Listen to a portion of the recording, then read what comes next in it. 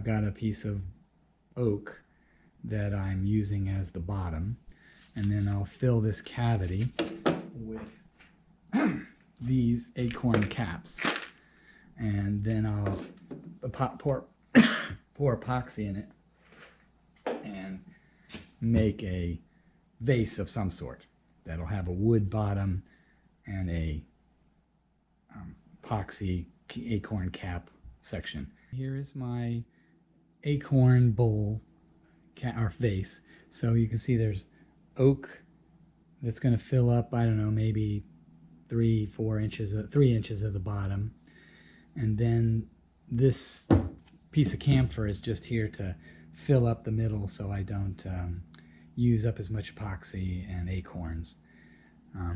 Then what you can see is I've also made a donut that I hold down with drywall screws. So I'll fill this up, and that'll keep it from floating up on me. And I sealed the bottom with hot melt glue. I think this is a piece of PVC pipe that's left over from when I had a dust collection system in my old house. This was the lightweight PVC that was used for the tubing, and you can see this is the thick where it would sleeve over. Okay.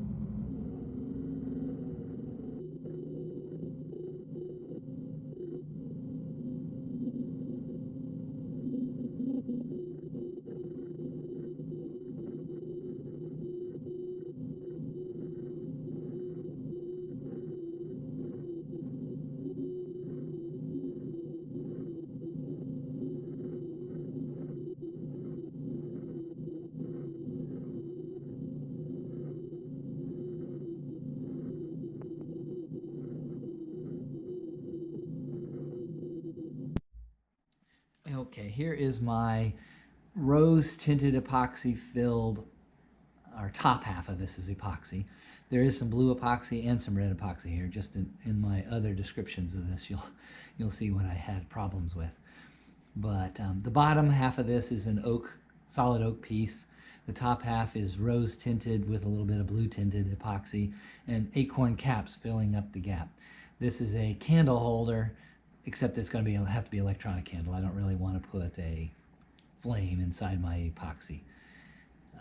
So in any case, I got a cheap LED string of lights, and they're inside there, and they're battery powered, so I can flip it on when I need.